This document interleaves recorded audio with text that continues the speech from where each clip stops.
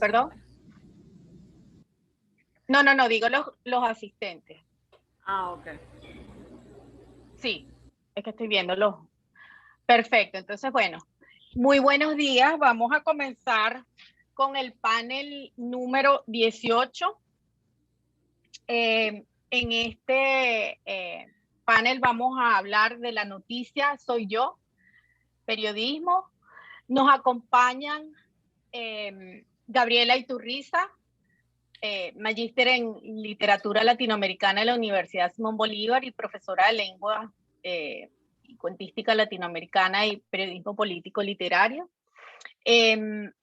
También está con nosotros Celina Carqués, coordinadora editorial del portal Crónica 1, periodista especializada en la fuente de política electoral con maestría en literatura latinoamericana y española por la Universidad de Buenos Aires. Tenemos también, déjenme chequear que esté con nosotros, todavía no, pero lo esperamos, Marcos David Valverde, periodista de Armando Info, profesor de la Universidad Católica Andrés Bello y delegado del Sindicato Nacional de Trabajadores de la Prensa. Está con nosotros también Camilo Forero, estudió filosofía en la Universidad Nacional de Colombia y actualmente es docente e investigador en la Universidad de Bielefeld, en el Centro de Estudios Interamericanos en Alemania. Y también nos acompaña Inés Colina, profesora de la Universidad de Oriente, Núcleo Sucre, adscrita al Departamento de Filosofía y Letras de la Escuela de Humanidades y Educación. Les damos la más cordial bienvenida a las quintas jornadas LASA Venezuela, la Asociación de Estudios Latinoamericanos. De verdad, se complace en no solamente apoyar este esfuerzo, porque es un evento que estamos organizando desde fuera con gente dentro de Venezuela, y estamos hablando de alrededor de 200 trabajos, 173 expositores. Esto de verdad nos llena de de mucho entusiasmo, saber que tenemos tanta gente que no solamente está trabajando el tema venezolano, sino que está interesado en aportar y en apoyar los esfuerzos que se están haciendo en Venezuela para seguir investigando. Entonces, vamos a compartir con la asistencia cuál va a ser la dinámica. Los expositores van a presentar sus trabajos en 12 minutos. Una vez que cada uno de los expositores hace su presentación, vamos a tener un espacio para preguntas y respuestas de la audiencia. Y por supuesto les vamos a pedir que utilicen aquí el formato de Q&A que tienen abajo a su derecha, en el extremo derecho, para que hagan sus preguntas. Y entonces así poderlas organizar para los expositores. Yo les voy a llevar el tiempo. Serían esos 12 minutos por cada uno. Si veo que falta un minuto y no han cerrado, les voy a hacer, les voy a tener que interrumpirlos porque creo que va a ser difícil que vean el chat. En todo caso, se los vamos a recordar. Bien, de nuevo agradeciéndoles a todos su participación y su asistencia. Vamos a comenzar entonces con el primer trabajo, que es de Gabriela Iturriza, La prensa escrita en retrospectiva, representaciones sociales y resistencias en el discurso político informativo de Caracas. Adelante, Gabriela. Muchísimas gracias, Marisabel. Gracias a todos por la invitación. Primero quiero confirmar que se ve la presentación con ustedes, ¿sí? Sí, se ve perfecta. Ok, gracias. Bien, entonces, mi título obedece y esta presentación a tres preguntas o preocupaciones en cuanto a la prensa y el momento de coyuntura que tenemos ahora con respecto a los periodistas, a las agresiones a los periodistas, a la dificultad de informar, etcétera. Primero, mi primera preocupación es en cuanto a cuál ha sido o cuál es la formación de los periodistas y cuál es la cabida que tiene el análisis del discurso, cómo nosotros producimos las noticias. El segundo es un trabajo que sale ahora hace 2 años con que se llama Bad News from Venezuela, de Alan McLeod, y es un trabajo que refuerza una vez más que los medios obedecen a grandes consorcios y que por eso la prensa crítica al gobierno venezolano está ideologizada, o que ciertamente lo está, pero también está en contra per se porque solamente obedece a medios con intereses económicos. Entonces, me interesa rebatir. Y después, otro aspecto es que muchas veces cuando nosotros tratamos de explicar el caso venezolano en otras esferas y en otros países, todavía la propaganda y la fuerza de la versión oficial del gobierno venezolano sigue siendo muy fuerte. Hay muy poca cabida, pese a todas las demostraciones, pese a todos los reportes que se están haciendo de cuál es la situación del periodismo y del periodista en Venezuela. Entonces, pienso a partir de allí, la narrativa académico-periodística e historiográfica de los últimos 4 años que consolida en sus tópicos la revisión deontológica del periodismo. Estoy pensando en hablar de los periodistas de León Hernández. Entonces, mi objetivo es indagar en el marco de este panel cuáles categorizaciones se hicieron en la prensa para representar la agencia de diferentes actores sociales en relación con el discurso de poder de 2007. ¿Por qué 2007? Porque en todos los recuentos historiográficos que hemos visto, sobre todo desde octubre para acá, siempre se habla de 2007 como el cierre de RCTV, y es una de las épocas más importantes, o de los eventos más importantes para hablar sobre la censura en Venezuela. Sin embargo, me interesa rescatar otros aspectos de cómo se produce la noticia periodística, las representaciones sociales y cómo podemos ver la censura en el proceso de información. Entonces, en estas discusiones pensamos en el Centro Gumilla, la revista Comunicación, en los últimos 4 años, organizaciones como Medio Análisis, con el profesor Andrés Cañizales, Gloria Carrasco, también Espacio Público, Poderopedia, el periódico Nativo Digital, Efecto Cocuyo, que han hecho más que explícito a especialistas y lectores legos y transfronteras el deterioro del ejercicio informativo en Venezuela, el estrangulamiento económico por el control de las divisas y la adquisición del papel de imprenta, además de las limitaciones al acceso a información de fuentes oficiales en la prensa crítica. Esto sin disminuir en importancia la pauperización de las condiciones de trabajo de los periodistas, muchas veces agredidos verbal y físicamente cuando no sujetos a persecuciones. Esto según el reporte del IPIS, 266 casos de violaciones en 2018. Y el embargo ahora en abril, en mayo de este año, del diario El Nacional.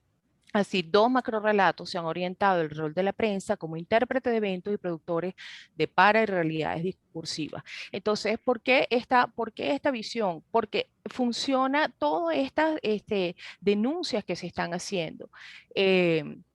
Sobre las agresiones, los atropellos, funcionan como mentis también a esta sempiterna versión de que los medios opositores al gobierno venezolano obedecen solamente intereses económicos. Entonces, voy a tomar solamente 2 casos como ejemplo. Uno es para recordar, antes de que ocurra el cierre de Radio Caracas, hay sanciones al periódico Tal Cual y también tenemos al Últimas Noticias, hay una amenaza de sanción al Últimas Noticias por el rebatiña en Proyecto Iraní, que es un proyecto un reportaje que hace Luz Meli Reyes, ahora directora de Efecto Cocuyo. Entonces, no, las agresiones no comienzan a partir de este cierre de la televisora. Y estos son aspectos que deben considerarse también cuando nosotros estamos trabajando las mentiras, las censuras y el fake news en la historiografía periodística de Venezuela. Y un aspecto fundamental es que estos medios que influyen en la censura, es que estos medios se conviertan en uno de los primeros críticos a través de las misiones sociales. Aquí tenemos un ejemplo de la agenda mediática, lo que fue la Lo Presidente durante 2007, y vemos que precisamente las misiones son, el bastión de Hugo Chávez para entonces para ganar adopción política. Ahora, cuando vamos al último diario Últimas Noticias, vemos que en el caso de las misiones, por ejemplo, hay 35 noticias dedicadas generalmente a la misión y 15 la gente común es fuente, mientras que en el diario tal cual hay 39 noticias, pero y 22 la gente común es como fuente. Esto es un estudio mucho más amplio de coyunturas políticas, incluye también el diario B y el diario El Nacional. Y en el caso del diario Vea, no lo cito aquí, pero lo refiero, tenemos, por ejemplo, 51 noticias dedicadas a las misiones, pero realmente se da espacio a la gente común como fuente, a 9 noticias de ellas. Entonces, paradójicamente, siendo un diario comprometido con el pueblo, como reza su lema, es el que menos espacio da a la gente común como fuente. Muy bien, entonces la taxonomía que estoy usando para el análisis de las representaciones sociales son de Van Leuven y el encuadre, el framing periodístico según cuáles son las rutinas periodísticas para la producción de las noticias, los valores periodísticos, la agenda mediática y las ideologías de los medios. Es decir, qué información nosotros privilegiamos y cuáles fuentes. Y en este caso me interesó ver cuáles son las representaciones sociales, sobre todo del ciudadano común, para ver si hay un uso o una instrumentalización del ciudadano como fuente para criticar las políticas sociales de Chávez. Me interesa ver esta taxonomía particularmente porque muchas veces hacemos la inclusión, pero realmente estamos marginalizando las fuentes que utilizamos. Entonces, voy a citar solamente brevemente 3 ejemplos. Uno, cuando analizamos voy a analizar misión Identidad, la misión Guaycapuro y la misión Negra Hipólita. Recordemos que la misión Identidad se hizo en 2003 cuando se necesitaba legalizar o naturalizar muchas personas, muchos ciudadanos para que participaran en el proyecto o el referendo revocatorio a Chávez. Y después la misión Guaycapuro, cuando se plantea el socialismo con base en supuestamente al estilo Cuiba, como reporta para entonces el Nacional. Y la misión Negra Hipólita se hace referente o para ayudar a la gente que está en situación de calle. Los contextos de cada uno son bien particulares, pero en este caso me interesa analizar lo siguiente. Cuando vemos la misión identidad, ¿qué estamos hablando aquí? ¿Estamos hablando de autocensura o esto es una rutina escrituraria del ejercicio periodístico? Mi tendencia es pensar que es autocensura y esto lleva a su vez entrevistas a periodistas que producen estas noticias. Por supuesto, los nombres de todos los periodistas se mantienen al margen, no están en la base de datos, pero no se van a reportar a la investigación para proteger la identidad de cada uno de ellos. Pero me llama la atención en esto. Por ejemplo, tenemos en esta noticia que se llama Cédula Ciudadano, por el tal cual. El argumento es la agencia desfavorable del CNE. Y cuando vamos a hablar, en este caso me interesan las agencias, la representación social. Cada vez que vamos a hablar sobre la agencia en términos desfavorables, se produce una morosidad narrativa. Por ejemplo, dice, el CNE adeuda la creación de una norma para regular y definir el registro civil y el sistema de cedulación. Asume progresivamente funciones, tiene más de 3 años de retraso. Después dice, la misión Identidad ha emitido, ceduló cerca de 22 millones de cédulas. El ciudadano es colectivizado, no hay referencia, no hay fuente específica, no hay individualización en lo absoluto. Llama la atención que cuando se está trabajando sobre un proceso de referendo y en este caso de identidad, se habla de 22 millones y dice, en la mayoría de los casos son renovación de documento. Lo vemos acá, y cuando vemos renovación de documentos de niños y adultos, cuando estamos produciendo una noticia, no tiene sentido hablar de los niños porque estamos hablando de un proceso de voto. Entonces, empieza a haber momentos de opacidad dentro de la misma noticia. Entonces, dice, en la mayoría de los casos son renovación de documentos. Preguntamos, ¿a quién? ¿Por qué se suprime el beneficiario? Después, cuando se habla del CNE, dice, el periodista. Lo particular es que estas cifras no pueden ser cotejadas por grupos de opositores. Desde que fue desintegrada, hay una pasivización, la Oficina de Fiscalización de Cedulación, no pueden vigilar el proceso de identificación que fue sustituido por, es decir, y al final de la noticia es que leemos Rómulo Lares, que formó parte del equipo que legitimó al presidente Chávez en 2000. Cuando comenzamos a ver esto, nosotros no leemos en ninguna noticia la agentividad de manera activa. No leemos, por ejemplo, el presidente Chávez es legítimo solo por parte del equipo del CNE. Este órgano a su vez dirige la Oficina Nacional de Supervisión que sustituyó a la Fiscalía de Cedulación, donde los ciudadanos opositores podían cotejar. Siempre se utiliza la pasivización cuando nosotros estamos tratando, en este caso Chávez, como agente desfavorable. Y esto hecho por tal cual. Entonces, más allá de pensar, ¿es esto una rutina de la escritura periodística? Mi pregunta ¿es esto producto de la autocensura de los periodistas dentro de los medios? Hay, de todo el material que uno lee dice si hay una de las personas que no decidió o no intervenía en cómo era la pauta de los periodistas y daba libertad, era Teodoro Pekov, pero sin embargo, cuando hacemos un análisis del discursivo, no entendemos por qué la justificación de tanta pasivización cuando la causa, que en este caso estamos hablando del presidente Chávez, se realiza solo al final y después de muchas pasivizaciones. Otro ejemplo que tengo acá es la misión Guaycaipuro. Vemos tal cual le dedica 2 páginas y el diario Últimas Noticias, apenas una breve reseña sobre la fuente oficial como fuente. En este caso vemos, en vez de tratar la noticia como causa y consecuencia, la tratamos solamente como evento. Entonces dice, ahora Chávez anuncia, el proceso es positivo, la creación de un ministerio para los pueblos indígenas. Decidió, es decir, tiene una agentividad positiva, la conformación de la misión Guaycaipuro.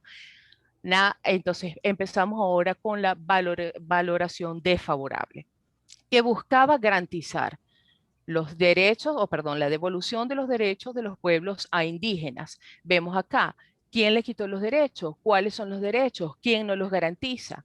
Después dice, ya no es Chávez, después el María Ejecutivo, Gabriela, después el gobierno, ¿sí? menos de un minuto. Ok.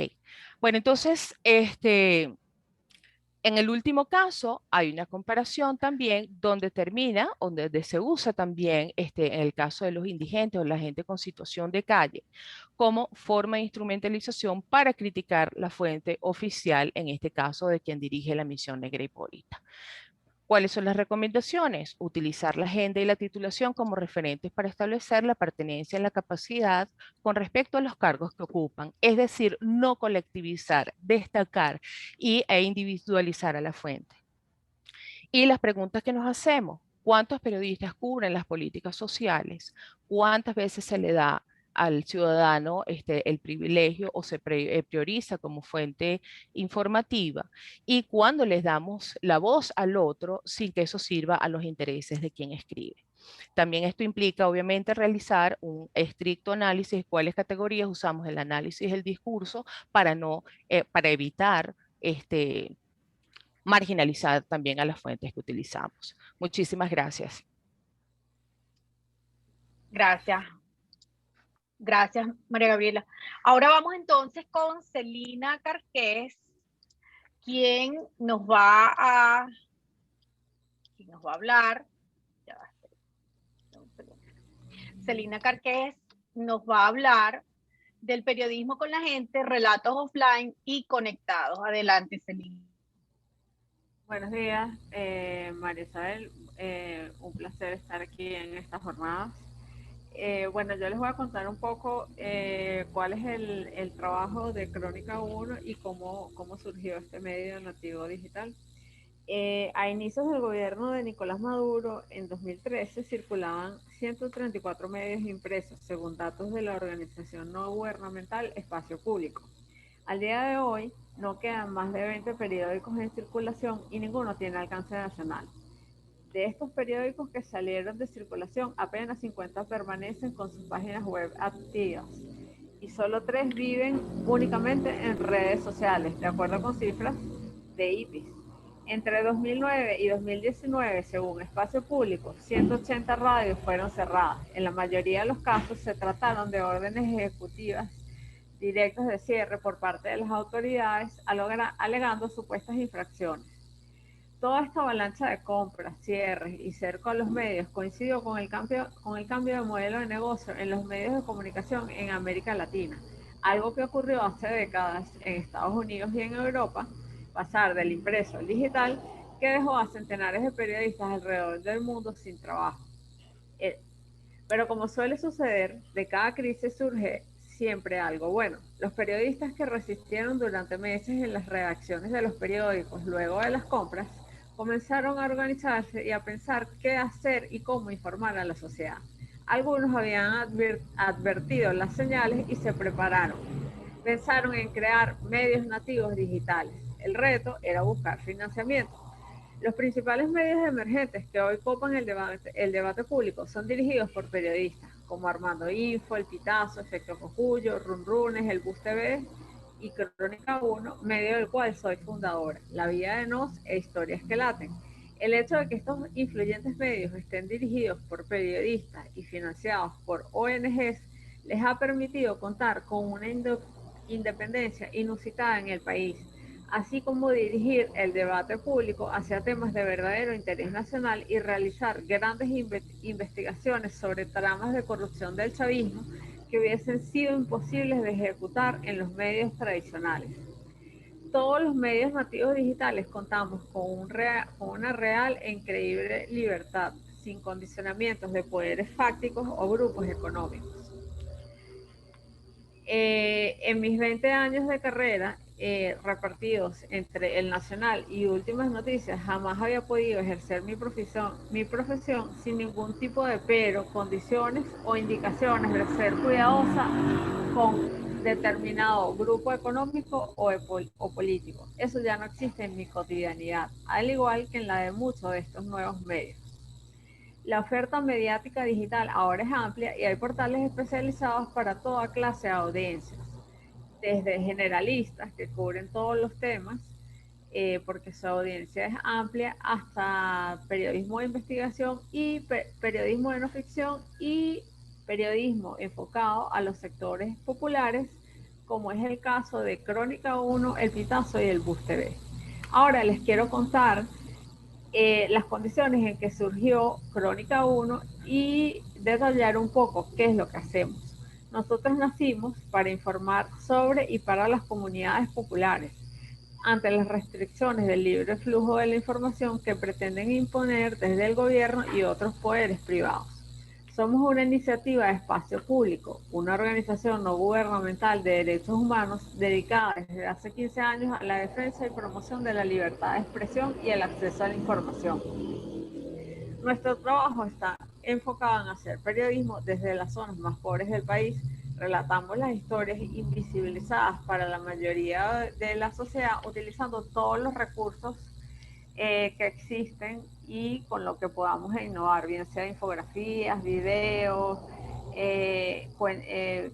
reels en Instagram. Hacemos crónicas y reportajes conceptualizados con datos y rigor periodístico. Nuestro objetivo es acompañar a las comunidades en la difusión de sus problemas y contar historias de emprendedores que se sobreponen y ayudan a otros en los barrios. Pero también realizamos coberturas especializadas y trabajos de investigación de líneas sociales. Nuestro esfuerzo está centrado en las fuentes de comunidad, política, economía, sucesos, deportes y cultura, y empleamos un lenguaje popular que genera empatía con nuestras audiencias. Procuramos establecer una relación comunicativa con las personas que lideran la acción pública en los barrios populares. Por eso también trabajamos junto a los líderes comunitarios, escuelas y asociaciones civiles. Aparte de la cobertura cotidiana, nosotros vamos a los barrios y establecemos vínculos con líderes y dirigentes comunitarios. Y también realizábamos, antes de la llegada de la pandemia, foros mensuales en la parroquia Monseñor Romero, en la Universidad Central de Venezuela, donde llevábamos a destacados ponentes a los cuales difícilmente las comunidades podrían tener acceso, como Luis Vicente León, por ejemplo, Asdrúbal Oliveros, Pedro Níquel, etcétera.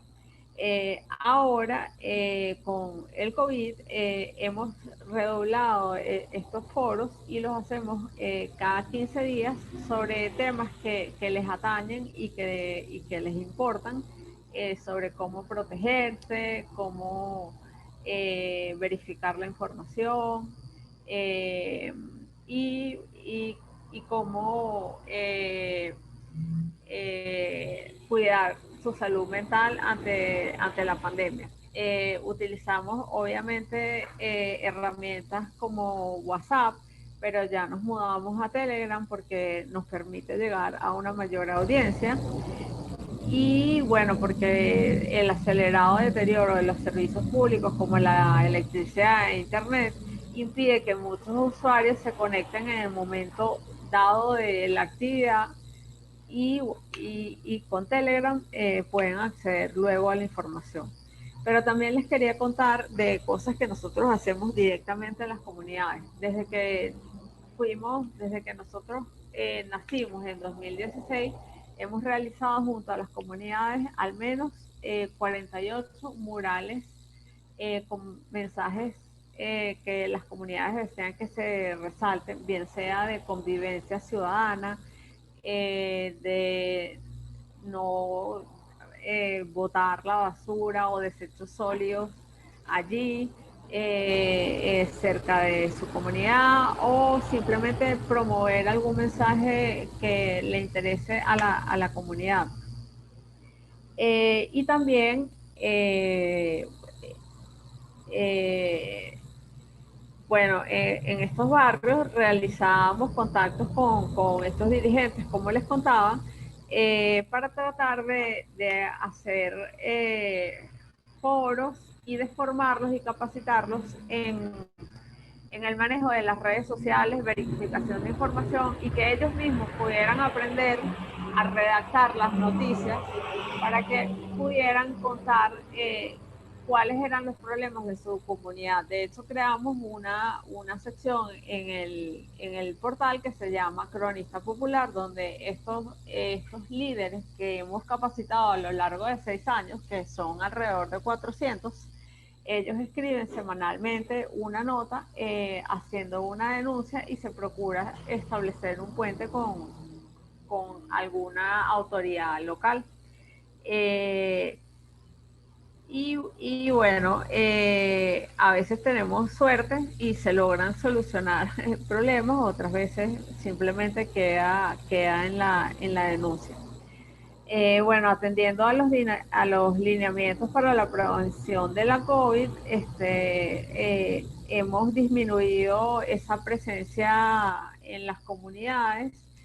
Sin embargo, seguimos haciendo esa capacitación vía online, y cuando nos los permite las condiciones, igual tratamos de hacer esos talleres y esas jornadas en los barrios, porque el contacto con los líderes es indispensable.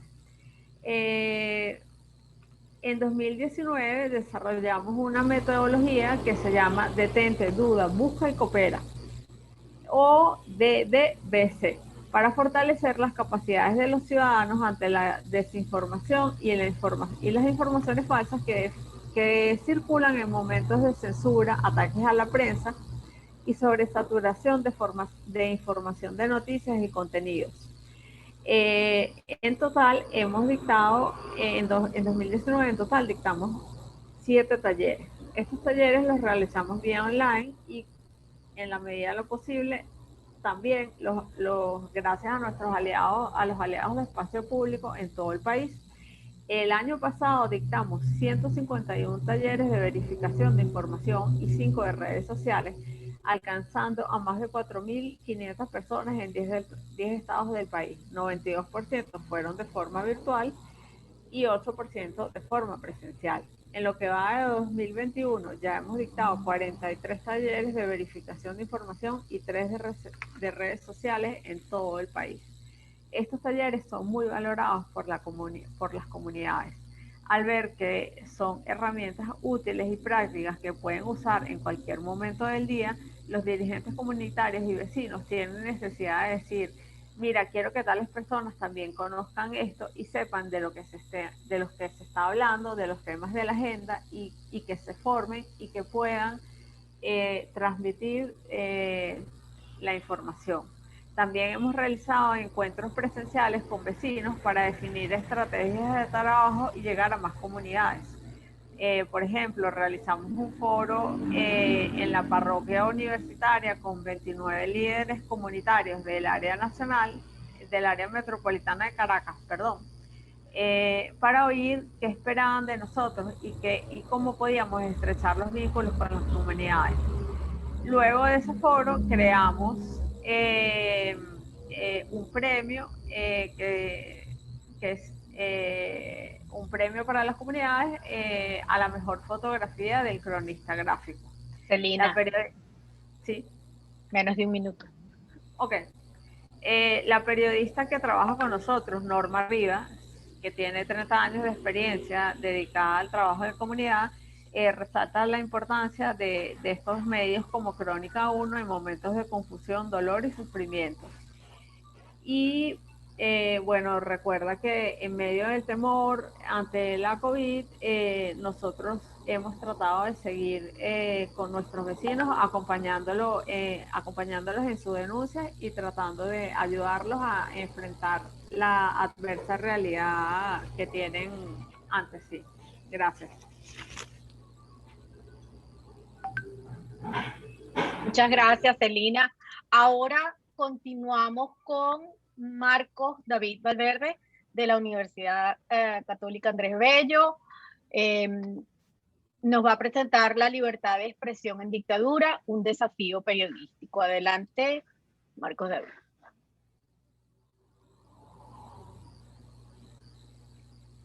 Hola, ¿qué tal? Buen día. ¿Me escuchan? Sí. Muy bien. Muchas gracias. Primero por, cómo no, el espacio y bueno, por fomentar además este tipo de encuentros importantísimo en las circunstancias actuales. Bueno, sí, como bien había dicho Marisabel,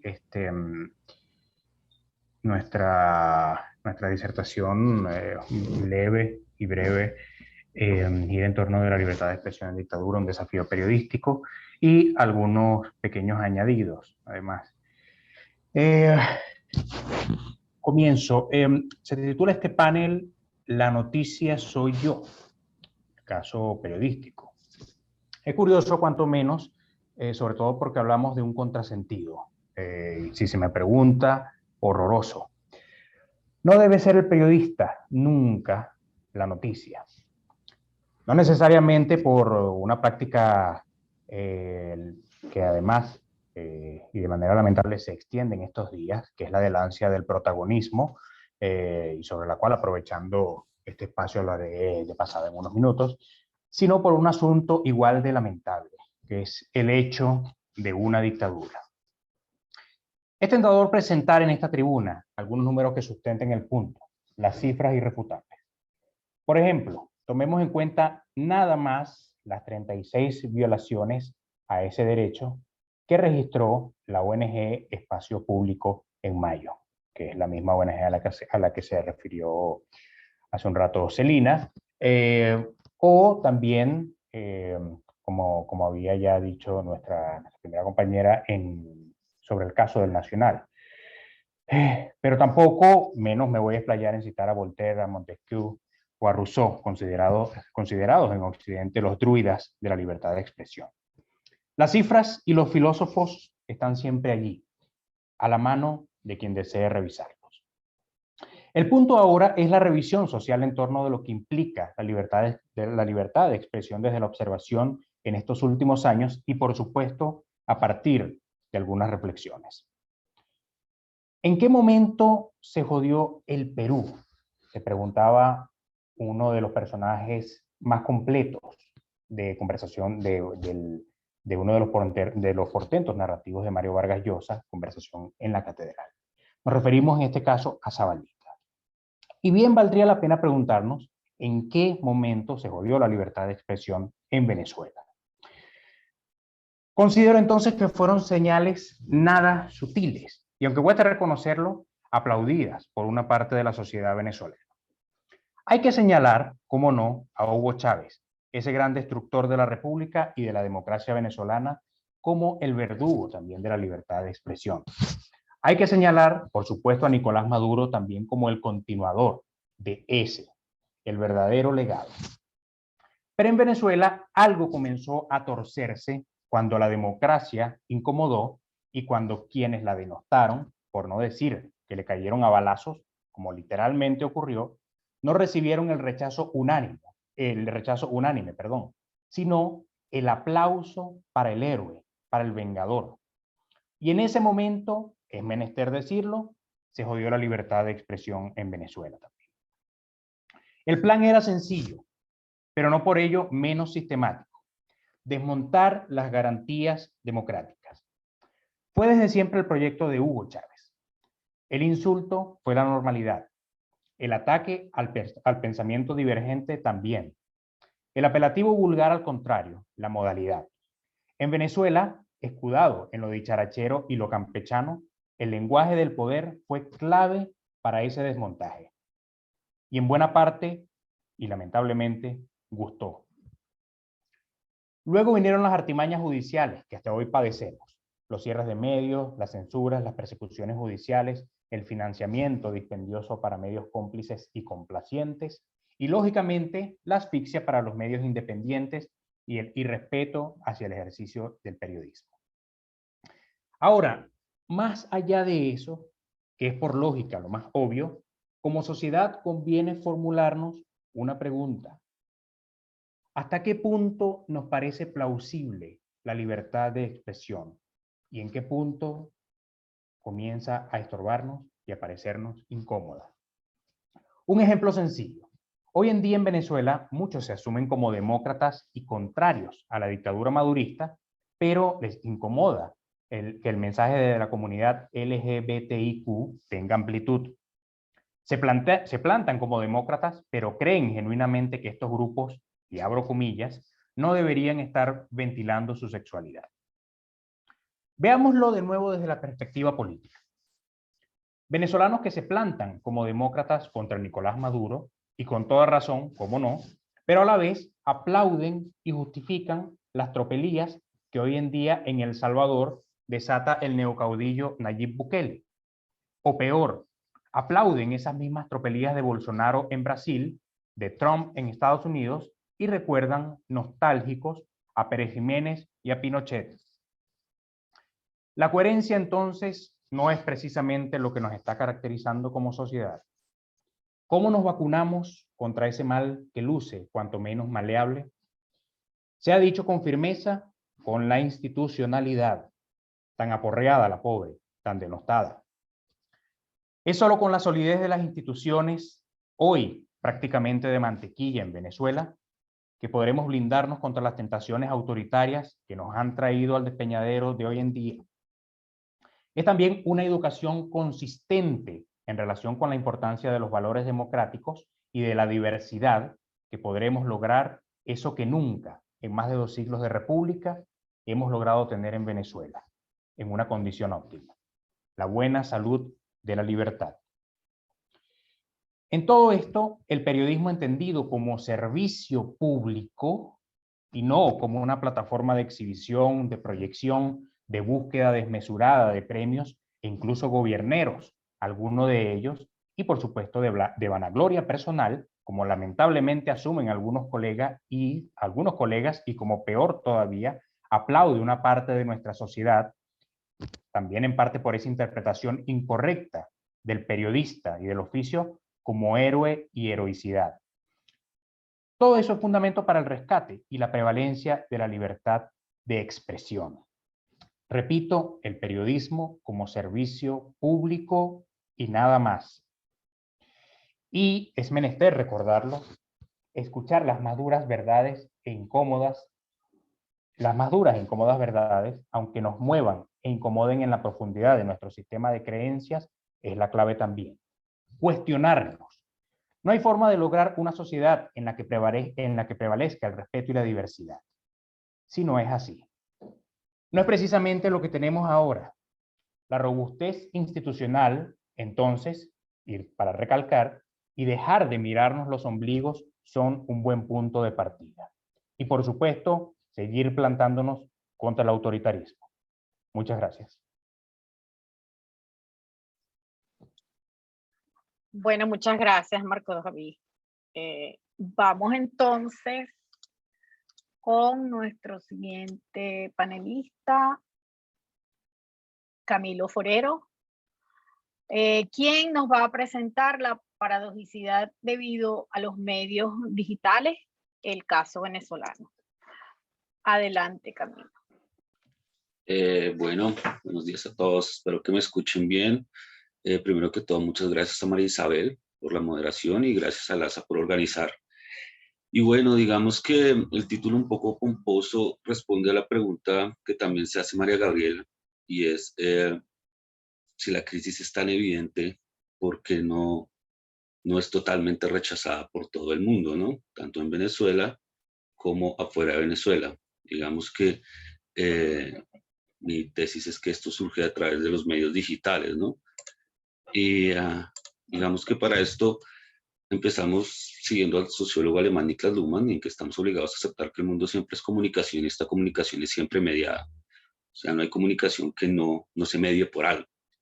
Y entonces los medios de comunicación en ese sentido son condición de posibilidad para cualquier experiencia humana, porque toda experiencia humana es irremediablemente comunicativa. Así los medios son condición de posibilidad para la aparición de nuevos fenómenos epistemológicos, sociales, políticos y económicos, digamos que este va a ser el caso de Venezuela.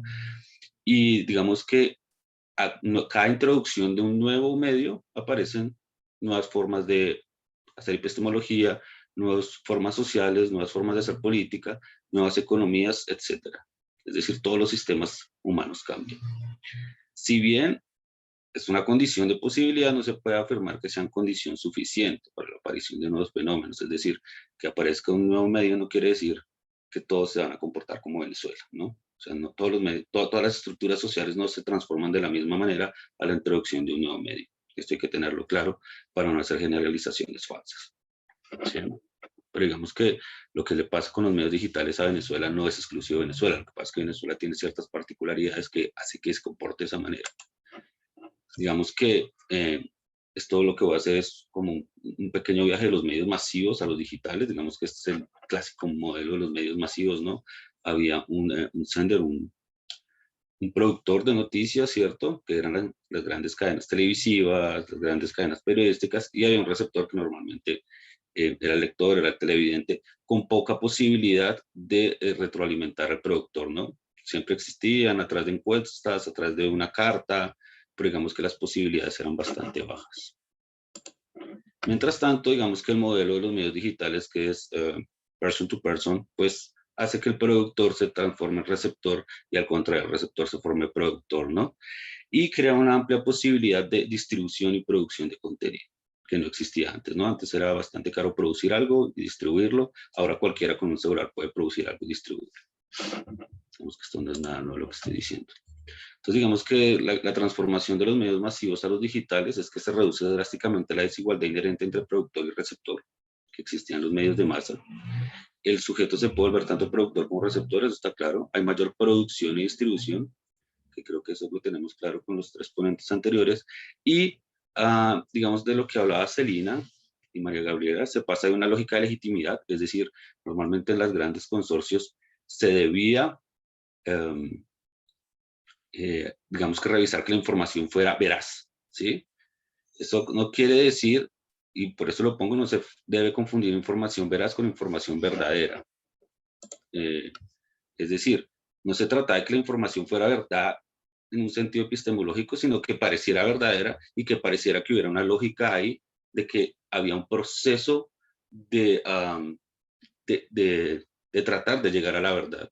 ¿Sí? Y este proceso tenía que ser legitimado a través de un proceso de revisión de fuentes, y esto finalmente va a ser a través de de que alguien lo firma, de que alguien dice esto es lo que está sucediendo, que realmente sucede. Pero pasamos a una lógica de rapidez y es donde la información es cada vez, lo que importa es que se dé de manera más rápida, vamos, entre muchas cosas. Y, y también hace que se cree un montón de usuarios anónimos que producen información. Y esto va a ser muy importante para el caso de los medios digitales y en el caso de Venezuela. Hay mucha gente transmitiendo información que no da nombres, entonces digamos que eso es bien importante para lo que viene.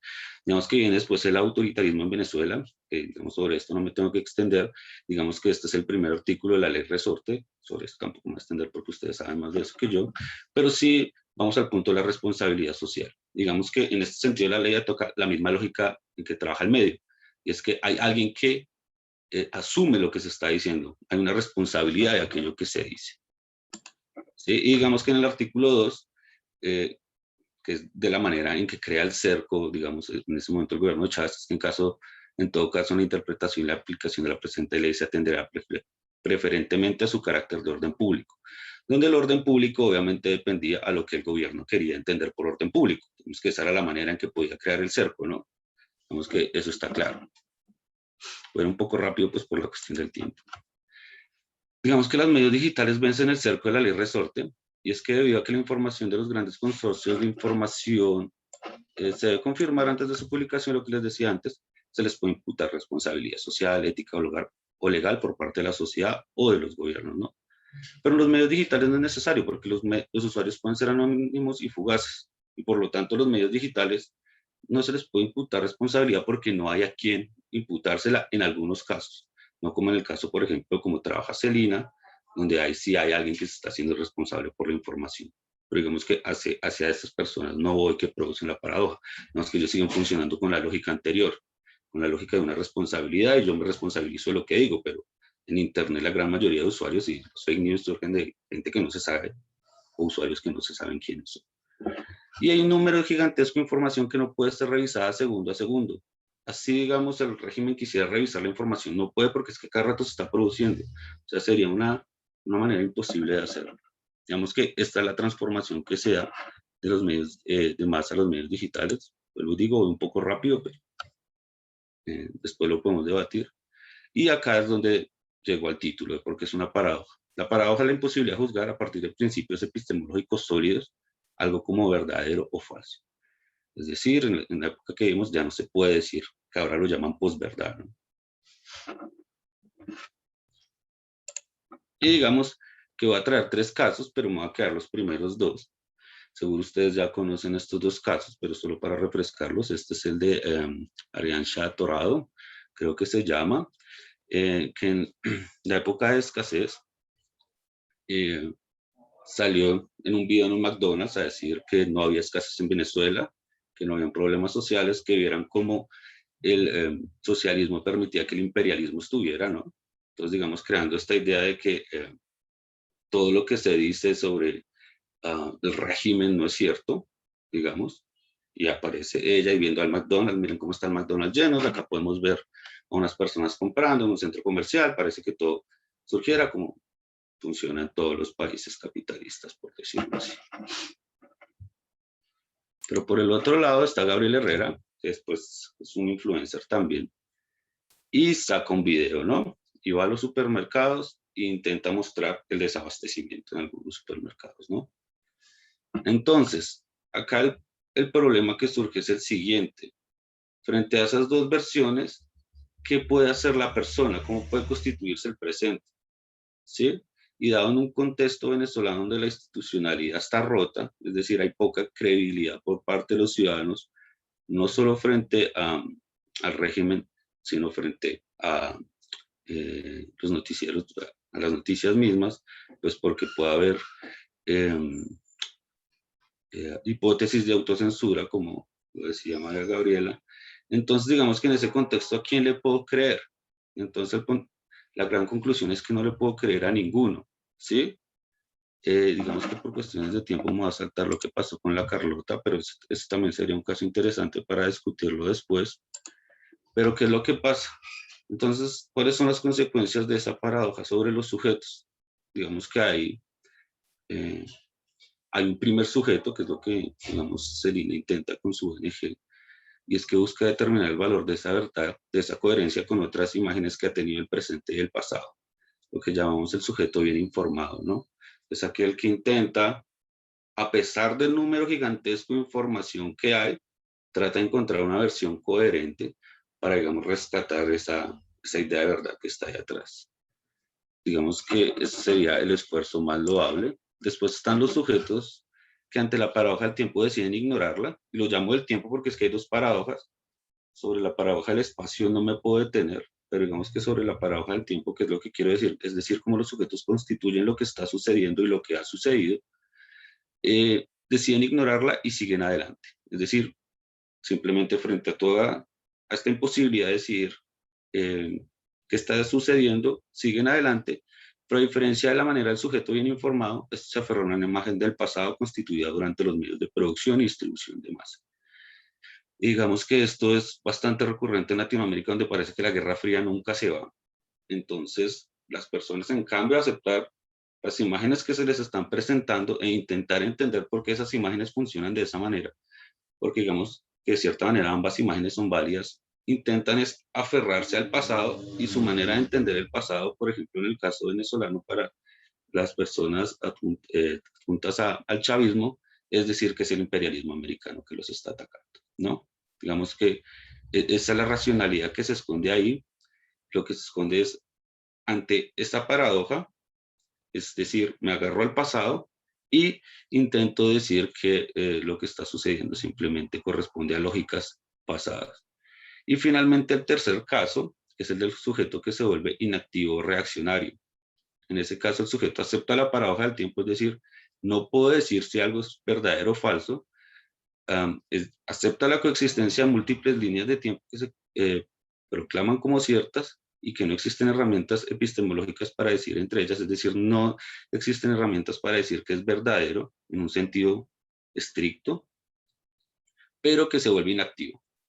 Digamos que eso también puede explicar muchos movimientos políticos.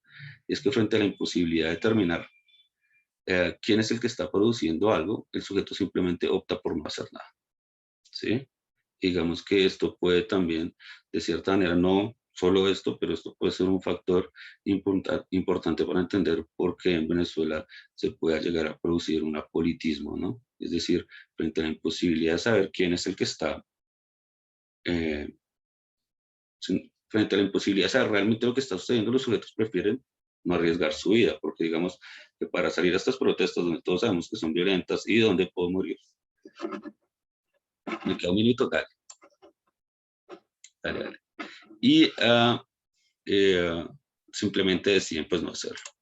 Y digamos que estas serían mis conclusiones. Digamos que con esta amplificación de información y de usuarios y distribución se ha creado una imposibilidad de afirmar la crisis venezolana como tal, lo cual trae profundas implicaciones en la sociedad venezolana. Digamos que desde afuera, que observa cómo se relativiza su dolor, ¿no? Se dice que la crisis no es tan crisis como se dice. Además crea una sensación de incertidumbre, lo que impide, aunque no es el único factor, transformar el contexto actual, porque simplemente no se puede construir, no se conoce. Y finalmente es necesario desarrollar un conocimiento más dinámico que pueda enfrentar la crisis que nos plantean los medios digitales, es decir, enfrentar esa imposibilidad de construir una única verdad y ver cómo se puede construir un sistema epistemológico más dinámico para caer en la inacción, que es lo que no queremos, ¿no? Queremos decir que simplemente no hacemos nada y dejamos que las cosas sucedan. Y bueno, muchas gracias a todos y a todas por escuchar. Muchas gracias, Camilo.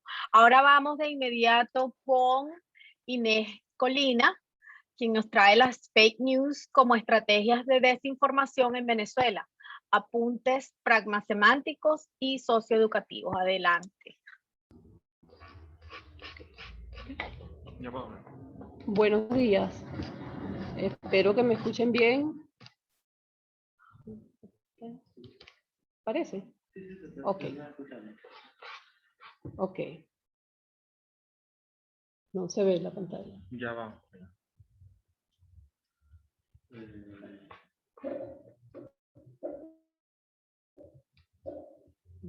Ahora sí.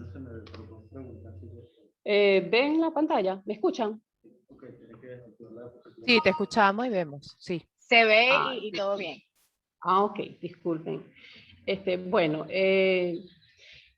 quería decir primero que yo no soy periodista.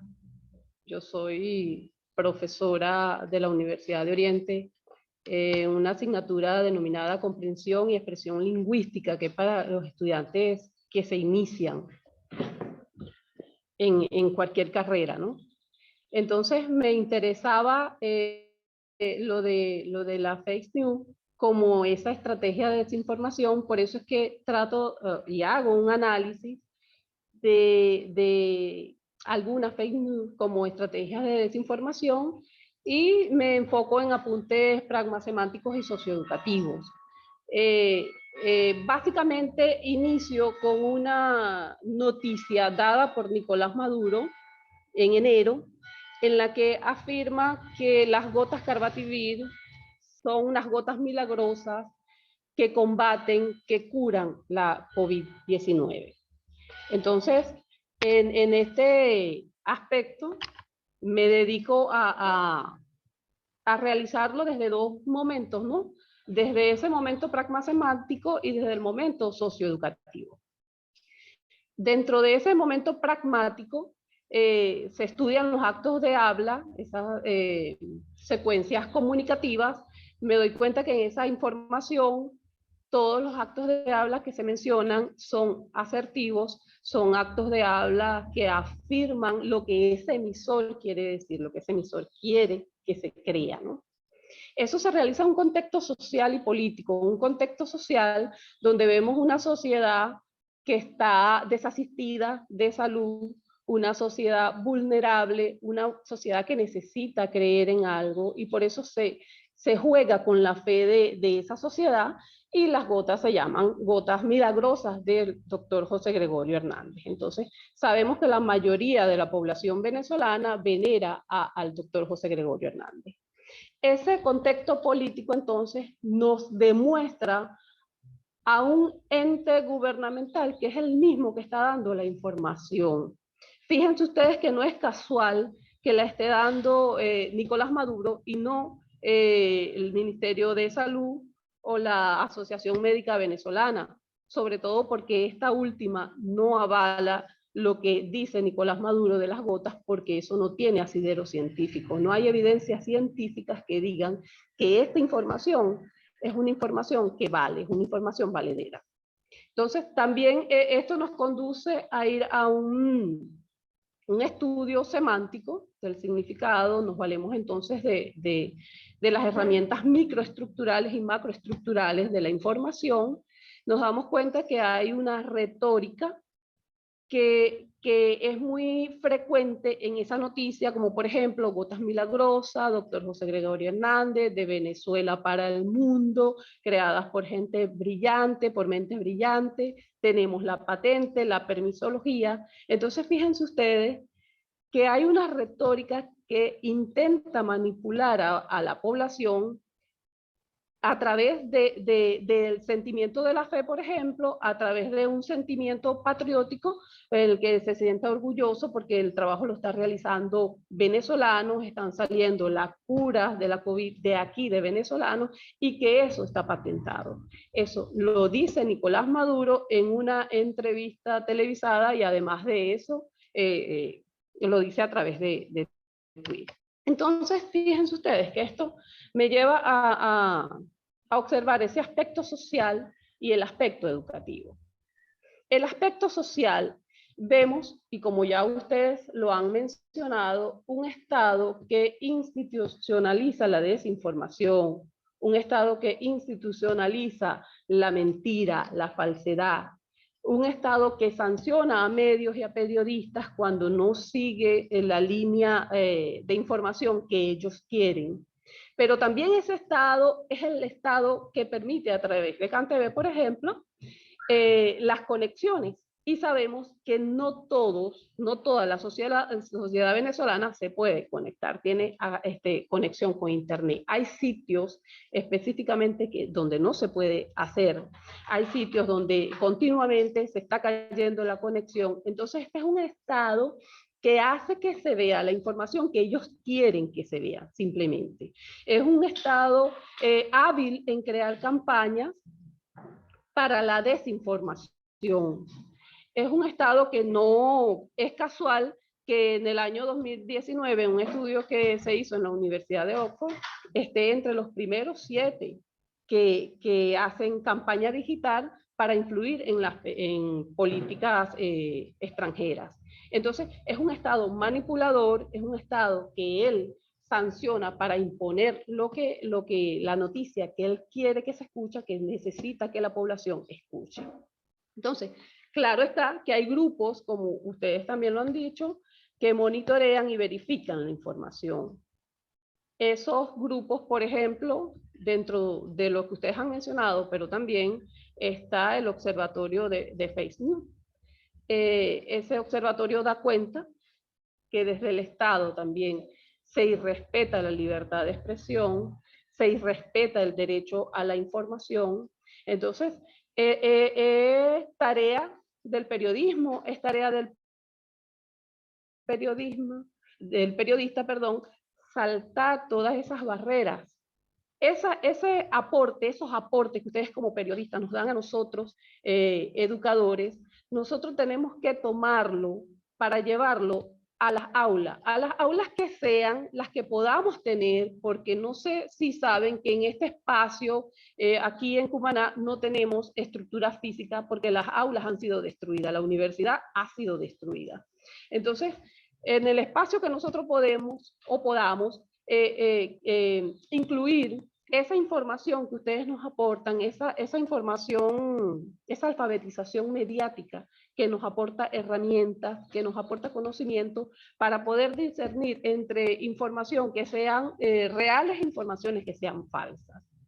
Entonces es como un trabajo en conjunto del periodista con los docentes para incluir dentro de esos planes y programas de la educación, ya que no contamos con las políticas educativas para que así se haga y para que se pueda obtener verdadera información. Entonces, incluir dentro de esos planes y programas esa alfabetización mediática que permita que los estudiantes sean estudiantes reflexivos, estudiantes críticos, estudiantes que puedan comprender informaciones, estudiantes que sepan leer. Para eso es importantísimo ese conocimiento de la lectura y la escritura, el conocimiento de la comprensión escrita, el conocimiento de la producción. Entonces, los estudiantes tienen que tener esas habilidades para poder acceder a esos mensajes que se transmiten. Sepan ustedes que para nosotros es importantísimo los periodistas y el periodismo, porque nosotros somos lectores, seguimos periodistas, estudiantes también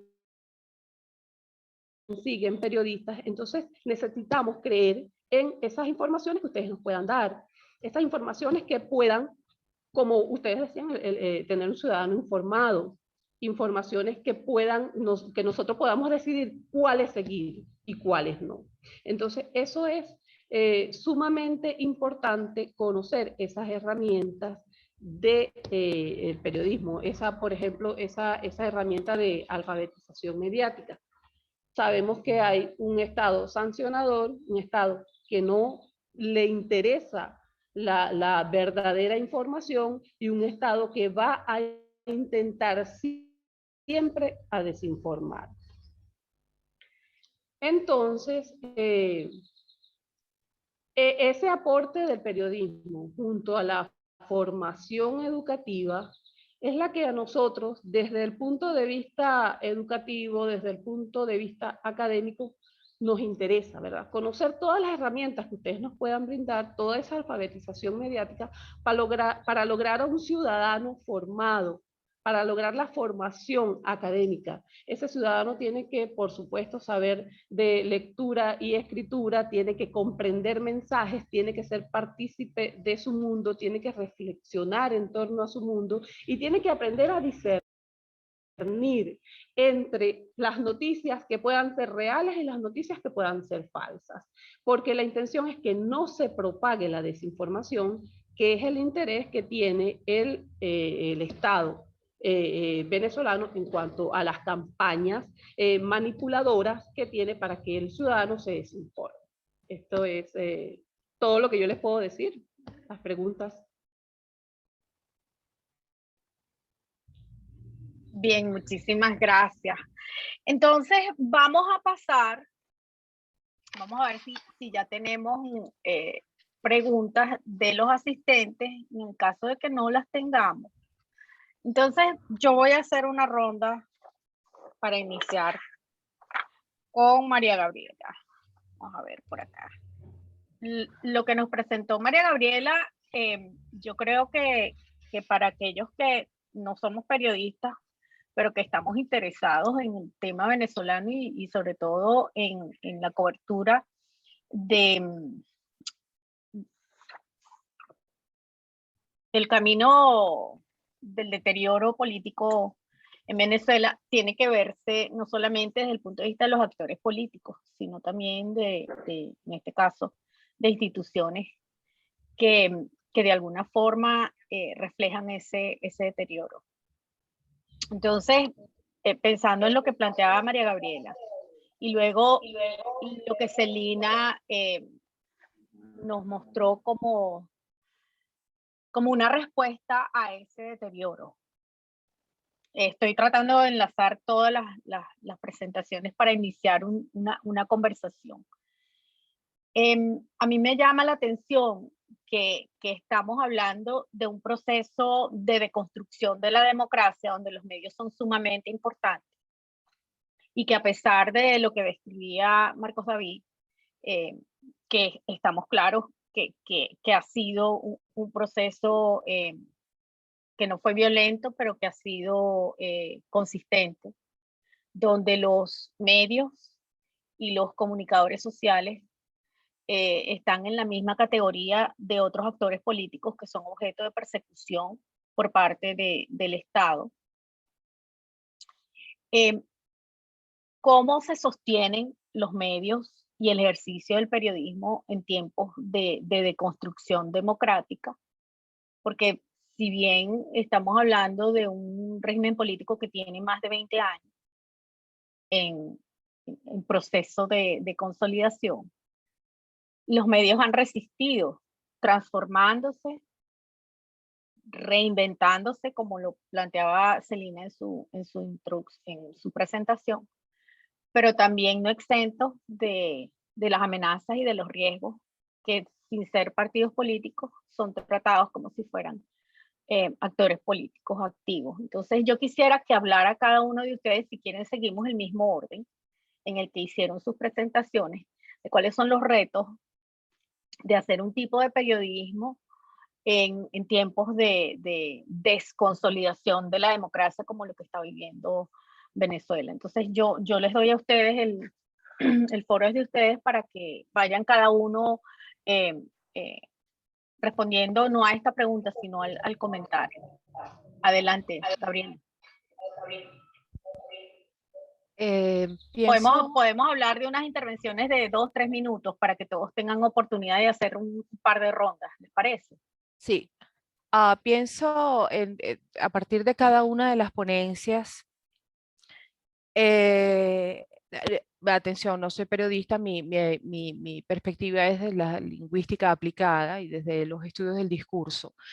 Uno de los retos de hacer periodismo y producir la alfabetización mediática y tener una buena cobertura y manejar la verdad y la veracidad en ambientes y en contextos o que llaman unos de autocracia, de dictadura, autoritarismo,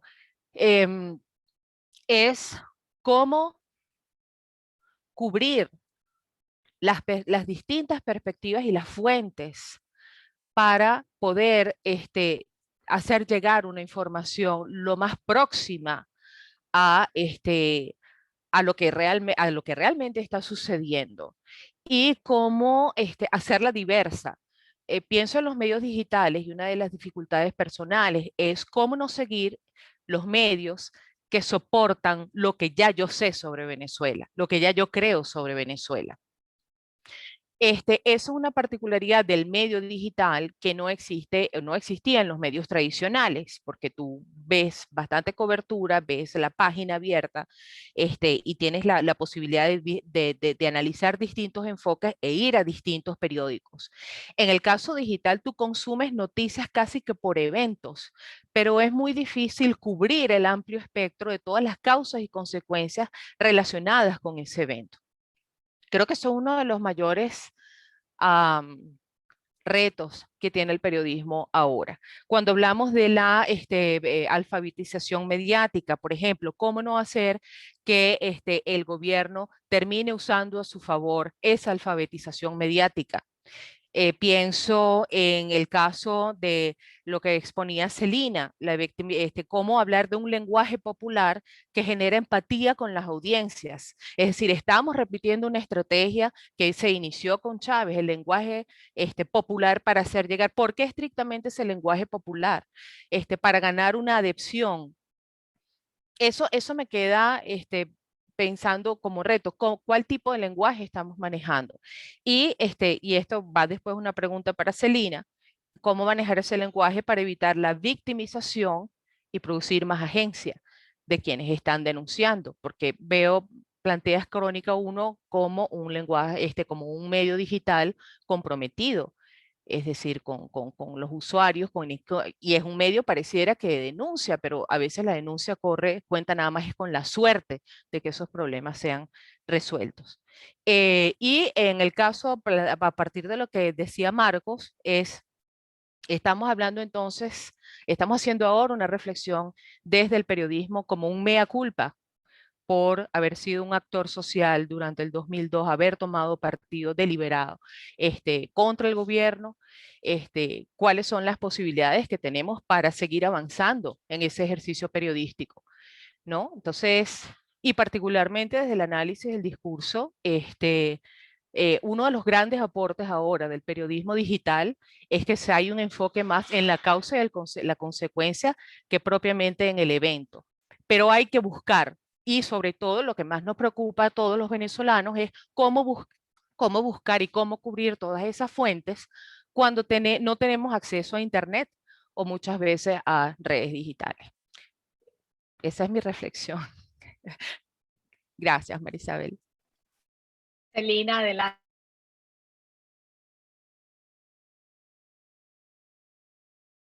Ok. Para contestarle a María Gabriela, con relación al lenguaje popular, nosotros utilizamos un lenguaje popular porque nuestra audiencia son los sectores D y E, que son los sectores que están más afectados por eso que han llamado hegemonía comunicacional desde el gobierno, que se ha tratado de imponer. Y ya hay muchos medios especializados en audiencias para clase media. Entonces, nosotros sentíamos que hacía falta un medio para los sectores populares. Por ejemplo, Armando Info tiene una audiencia muy distinta a nuestro target, ¿no? O sea, y en ningún momento nuestro lenguaje es chabacano o algo, sino es lenguaje cotidiano que utilizan esos sectores sociales. Y con relación a lo que tú hablabas sobre la victimización o algo, nosotros no contamos historias ni para glorificar ni para condenar a los pobres. O sea, simplemente contamos la realidad tal cual se vive, con sus problemas y con la imposibilidad de solucionar las inmensas carencias con las que viven, pero alguien tiene que contarlo, porque hay historias que se viven en comunidades rurales que son increíbles y que la gente no tiene noción de ellas, y la sociedad necesita estar informada y saber que en la Venezuela rural profunda o en la Venezuela que es urbana, bueno, está completamente desmantelada y alguien tiene que contarlo. Eso es un poco lo que nosotros tratamos de hacer. Y frente a si el gobierno puede usar o no esa alfabetización para su favor, yo no creo en eso. Yo creo que mientras tú tengas un ciudadano, una persona mejor educada y capacitada, ella va a poder discernir por sí sola. Y lo que sí es una limitante y es una preocupación de todos los medios de los portales digitales es el tema de la conectividad y de, bueno, ABA, que es el principal proveedor de Internet. Por eso es que nosotros hacemos intervenciones directas en los barrios. Por eso es que vamos a los barrios a capacitarlos, para que ellos tengan, y por eso es que el Bus TV también hace intervenciones en los buses y en las comunidades. Bueno, porque frente a la cada vez, no solo la baja penetración de Internet, sino el bloqueo selectivo de los medios, tú tienes que buscar cómo generar espacios para informar a la ciudadanía. Muchísimas gracias, Celina. Hay algo que yo creo que vale la pena, y los que siguen en el orden, si pueden aportar algo al respecto. A mí me parece que en este panel queda algo, no en el aire, sino algo muy significativo, y es que de alguna forma los medios de comunicación han tenido que asumir un rol más activo desde el punto de vista de la educación política del ciudadano, porque si bien ha habido una transición del medio impreso con el que muchos nos criamos desde pequeños leyendo periódicos, el Nacional, el Universal, medios de provincia que han desaparecido. Entonces, ese proceso de socialización política de los medios se ha masificado con el uso de plataformas digitales para la difusión de información y de opinión. Entonces, creo que también hay que ver si eso de alguna forma ha contribuido con el periodismo venezolano. Han tenido los medios que redefinirse como aparatos o como vías para la educación política en ausencia de otros. Yo creo que eso también queda claro que ha sido importante y que ha sido un reto para muchos medios tener que cubrir los vacíos de otros actores, ¿no?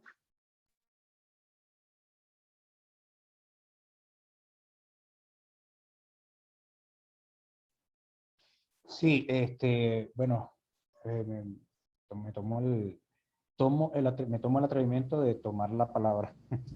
Adelante, adelante. En torno del comentario de María Gabriela sobre el asunto bueno, ese mea culpa, o mejor dicho, esa reflexión inicial para luego entrar en el mea culpa y a fin de cuentas en estos tiempos de necesaria deconstrucción, bueno, también la deconstrucción que nos hace falta, que hace falta siempre, además, no por esta circunstancia en particular, porque es cuestionarse a fin de cuentas, pero esa deconstrucción que estamos, por el que atravesamos en este momento, tanto los medios como los periodistas. Y sí, en efecto, ella hacía referencia a un caso muy puntual de 2002. No me voy a detener en apelativos. Algunos pueden considerar el papel de los medios en 2002 como vergonzoso. Pero al menos sí me permito señalar que fue cuanto menos equivocado. Todos recordamos aquellos titulares de la tarde del 11 de abril de 2002. La batalla final será en Miraflores. como si fuera un panfleto de guerra, un periódico. Y eso en mis años de estudiante fue motivo de profunda reflexión, especialmente porque los mismos medios se encargaron de vender a la sociedad venezolana, o de venderse a la sociedad venezolana como activistas políticos. Y no es así. No debería ser así. Tampoco estoy hablando de un periodismo aséptico, un periodismo no, porque todos en realidad como seres políticos tenemos también que meter las manos en el lodazal, ¿no? Pero el punto está en que entre el activismo y el periodismo, una investigación periodística, como han señalado varios colegas, siempre será una mejor manera de dar un golpe, antes que una opinión derivada de una convicción como activista. En ese sentido, sí soy un convencido de que en los medios y los periodistas principalmente no debemos mezclar el activismo con nuestro ejercicio, y eso, insisto, no significa que debamos hacer un periodismo sin sabor, insípido, plano. No, no. Las posturas son unas cuestiones.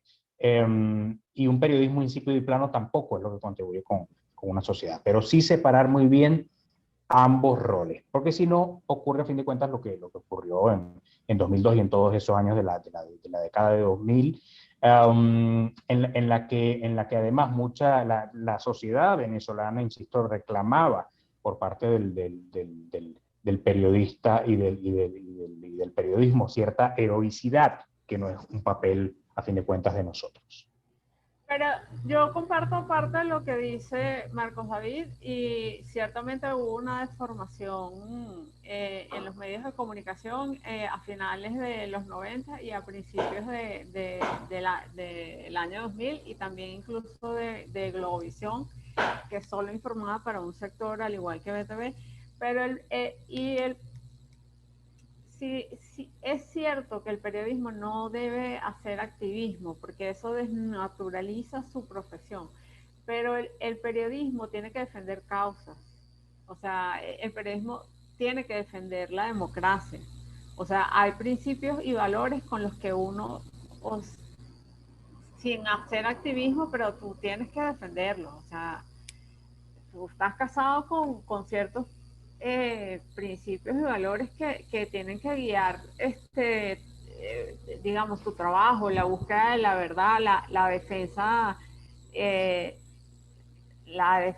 la libertad, la presunción de inocencia. Hay algunas cosas que sí, y sobre todo en contextos autoritarios, tienen que estar muy claras, sin que te conviertas en un activista de derechos humanos. Siempre va a ser mejor hacer una gran investigación sobre las políticas sistemáticas de tortura de un gobierno autoritario, a que tú te conviertas en un activista de derechos humanos.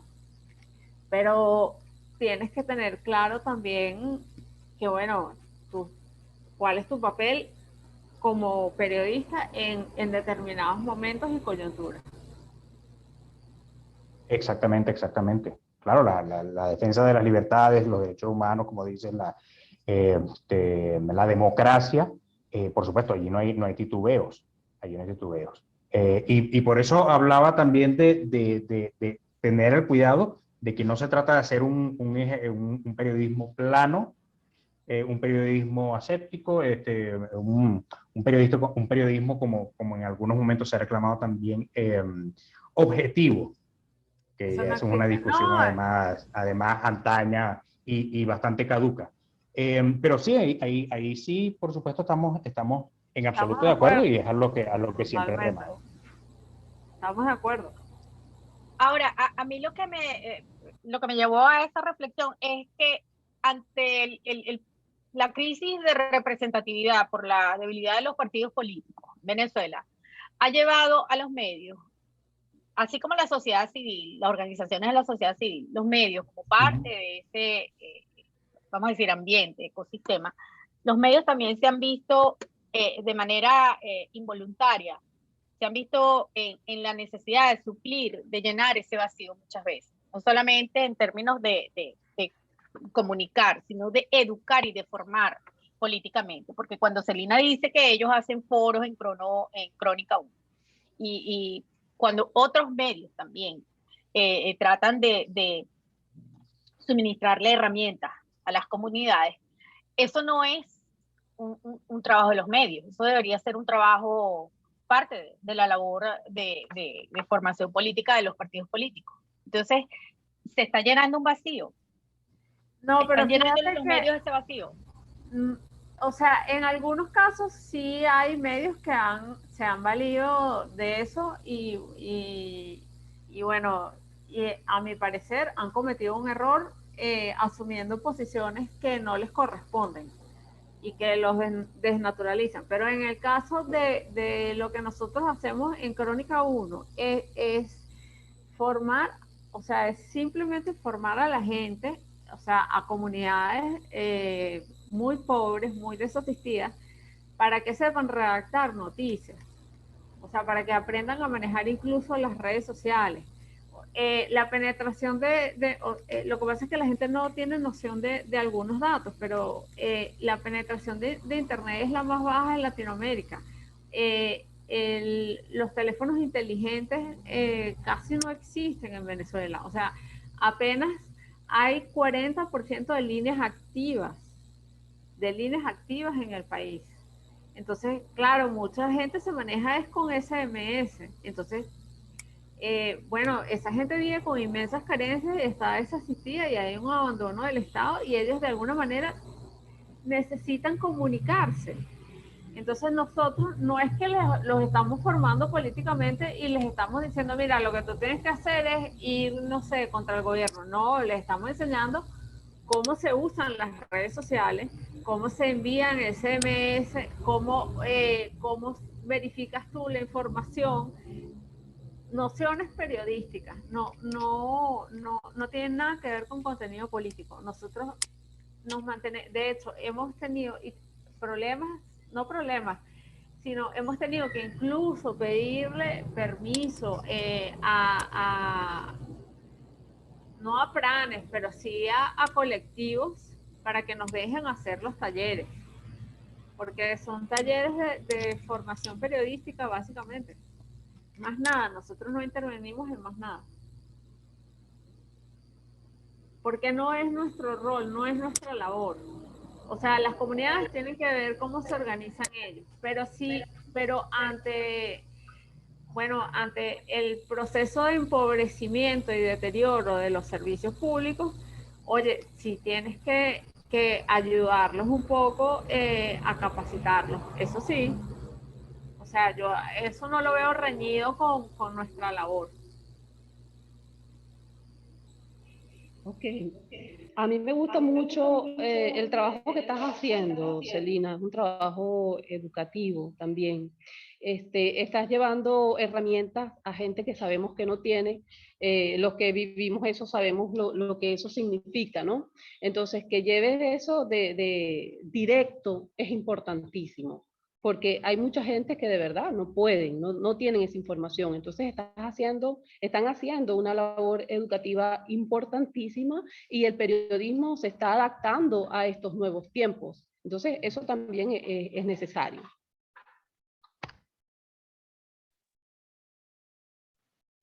Camilo.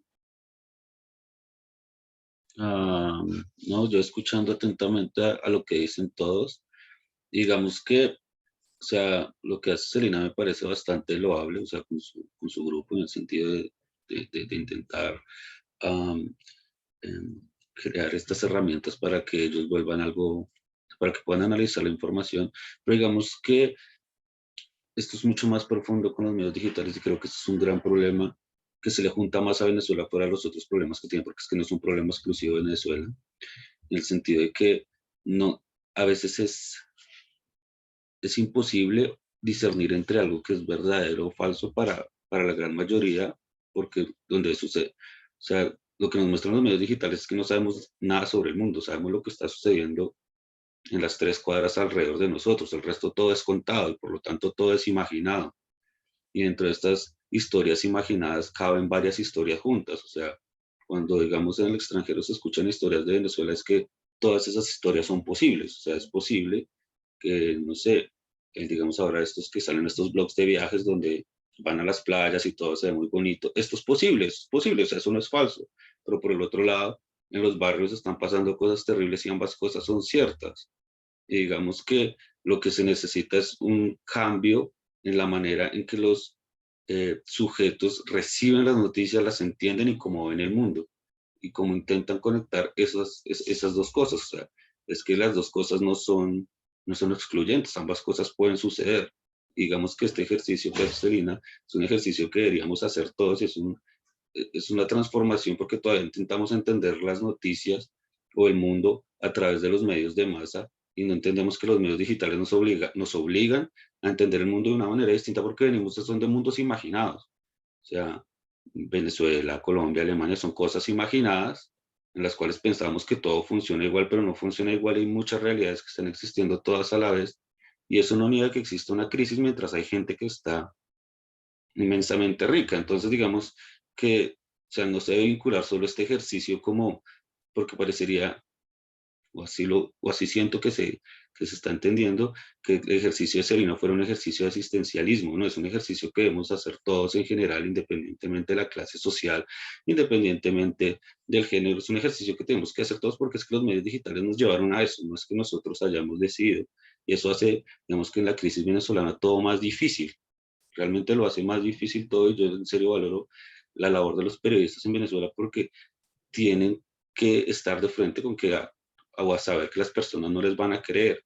Ellos pueden pasar las torturas que están pasando en el helicoide, y en el mundo va a haber gente que va a decir, eso no está sucediendo, aunque esté ahí, aunque se lo estén mostrando, porque es que no solo es un problema de traer las fuentes y revisarlas, es un problema del receptor también, de cómo hago para decirle, eso que está sucediendo es cierto, y por el otro lado puede que esté sucediendo fiesta, porque, digamos, a veces esto también es el problema de lo que está pasando en Venezuela, que no es una dictadura como cuando uno se imagina la dictadura, no sé, de Pinochet, donde todos están, donde los están persiguiendo a todos, funcionan de maneras distintas, ¿sí? Y eso es lo que me parece bien difícil, y no sé, ese era el comentario que yo quería hacer, que yo he visto. Bien, muchas gracias. Nos quedan 10 minutos para culminar este panel. Me gustaría que hiciéramos una ronda de unos 2 minutos para cerrar, con sus impresiones, sus reflexiones finales cada uno. 2 minutos. Comenzando por Gabriela y seguimos el mismo orden. Sin duda, la alfabetización mediática es fundamental, sea para medios impresos, sea para medios digitales. Hay que instruir a los estudiantes, al lector común, al ciudadano común, a la gente de a pie, no importa sea clase A, B, C, D, E, dependiendo de la audiencia de cada medio. Sin embargo, para nosotros, de nuestra perspectiva, también es cierto que cuando nosotros estamos ideando estrategias de información desde sectores que no, sin poder aparente, o al menos como actores políticos, también tenemos que hay estrategias gubernamentales que muchas veces van 2 pasos más adelante. Esa es una preocupación que me queda en cuanto a esa alfabetización y cómo vamos manejando el uso de los medios. Y otra reflexión que queda como pregunta abierta es, ¿cómo hacemos? Disculpen, ¿cómo hacemos cuando es el lector el que prefiere que se le mienta a que se le muestre con fuentes y con testimonios, con el caso de Celina? ¿Qué es lo que está ocurriendo en el país? Allí hay un reto. Y bueno, definitivamente los medios digitales han cubierto y han llegado a muchas otras partes donde no llegaban los medios tradicionales, pensando también en Últimas Noticias, que es donde uno de los trabajos donde menciona, Celina, que hiciste. Me llamó mucho la atención que ahora puedes decir cosas y puedes trabajar con muchas libertades que las que no podías trabajar antes. No es frecuente, cosa que aplaudo, cuando los periodistas hacen ese tipo de declaraciones sobre los medios donde trabajaban anteriormente. Así que creo que hemos ganado mucho, si bien los medios participaron como actores políticos en coyunturas políticas previas, hemos ganado también mucho con el periodismo digital en cuanto a libertades y a innovación en la forma de escribir las noticias. Celina.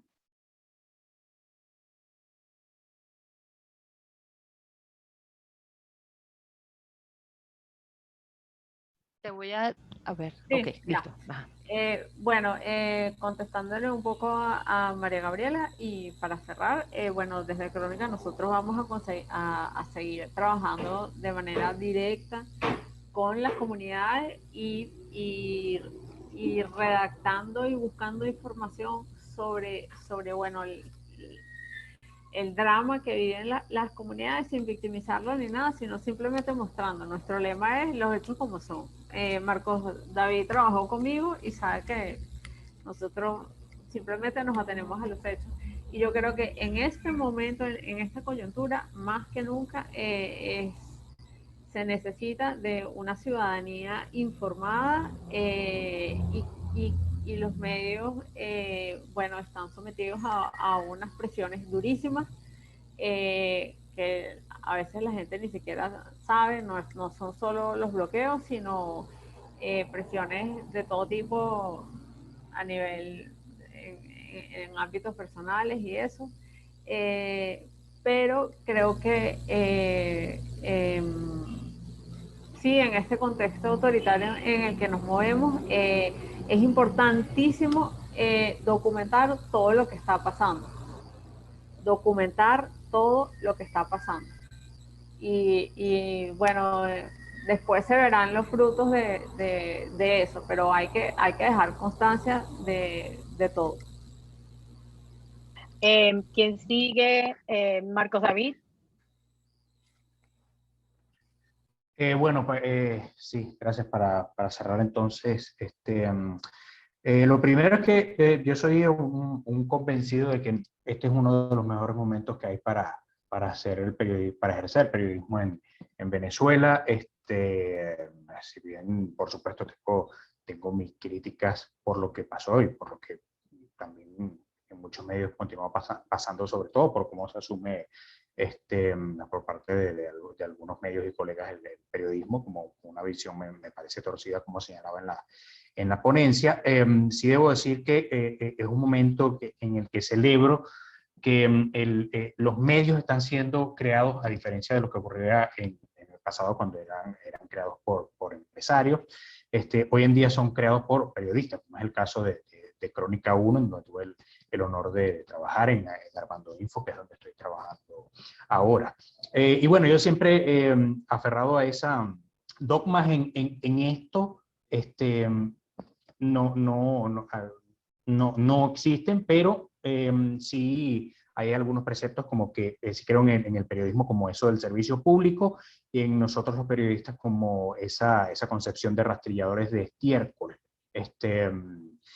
Eh, Eso del periodista y las buenas noticias y las noticias ligeras no va muy con mi idea, sino como el periodismo como un servicio público y bueno, que entre todos debemos continuar remando entre los lodazales en favor de la democracia y de la libertad de expresión. Camilo y luego Inés, pero brevemente porque ya lo que nos quedan son como 3 minutos. Claro, no te preocupes porque realmente creo que no tengo nada nuevo que decir, estaría lloviendo sobre mojado y simplemente es eso, es más que un cambio en el periodismo. Lo que uno debería, o como las sociedades deberían, es un cambio en la recepción de noticias y de entender el mundo mucho más complejo del que se venía antes de los medios de masa, ¿no? Que parece que en Latinoamérica nunca se va este dualismo entre lo que sea, ¿no? Comunismo, capitalismo, o sea, pero ya yo pienso que es eso y no tengo nada más que agregar. Muchas gracias a todos y a todas por sus intervenciones. Muchas gracias Inés. Bueno, muy agradecida de haber compartido con todos ustedes. También considero que es un reto tanto para el periodista como para el educador mantener a la ciudadanía informada, pero eso es lo que debemos hacer, esa es la intención y en función de eso debemos continuar. Bien, muchísimas gracias a todos. La verdad es que este panel ha estado, nos deja mucho sobre qué reflexionar, pero creo que es la impresión que me llevo es de que hay una gran esperanza con medios en Venezuela, con gente como ustedes, los que están haciendo periodismo, los que estudian el proceso comunicacional en Venezuela. Hay mucha esperanza, no solamente de reflexión, sino de cómo contribuir a construir una sociedad distinta, ¿no? Desde esa interpretación. Muchísimas gracias, un gusto, y espero que podamos vernos nuevamente en otra jornada de LASA Venezuela. Que tengan todos un feliz día. Muchísimas gracias. Gracias a todos. Hasta luego, gracias a todos y a todas.